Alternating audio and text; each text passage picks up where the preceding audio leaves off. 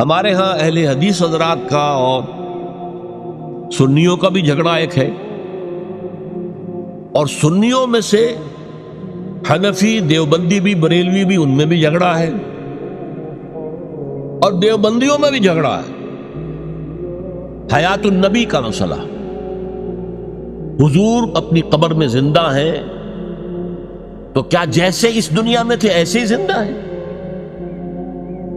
یہ موقف ہے ہمارے بریلوی علماء کا بھی اور دیوبند کے بھی بعض علماء کا، لیکن اہل حدیث اور دیوبند جماعت کے بھی کچھ لوگوں کی رائے ہے کہ نہیں، وہ برزخی زندگی ہے اور اللہ ہی جانتا ہے کہ وہ کیسی زندگی ہے۔ حالانکہ مسئلے کا حل کیا ہے؟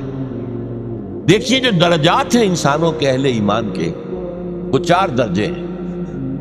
منعم علیہم لوگ کون ہیں؟ جن کو ہم کہتے ہیں سورہ فاتحہ میں اے اللہ ہمیں سیدھے راہ کی ہدایت فرما، راستہ ان کا جن پر تو نے انعام فرمایا، اہدنا الصراط المستقیم صراط الذین انعمت علیہم۔ اچھا یہ کون ہے انعمت علیہم؟ یہ سورہ نساء میں آیا۔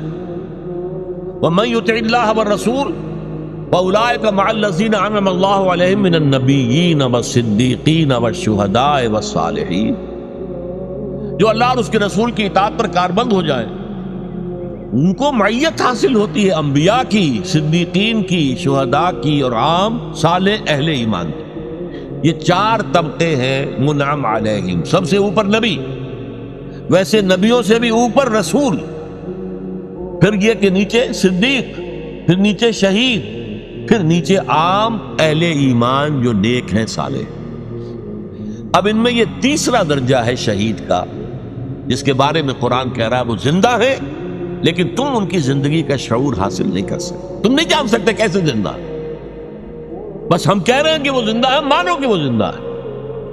باقی اس تفصیل میں جانا کیسے زندہ ہے، کہاں زندہ ہے، کس طور سے زندہ ہے، روٹی کھاتے ہیں، کچھ اعلیٰ ترین جو ہے جنت کی خوراکوں کو پہنچا دی جاتی ہے، یہ سب ساری کیوں فتنے پیدا ہوئے کہ آپ نے ایک ایسی چیز کے اندر دخل دے دیا جو عالم غیب سے متعلق ہے۔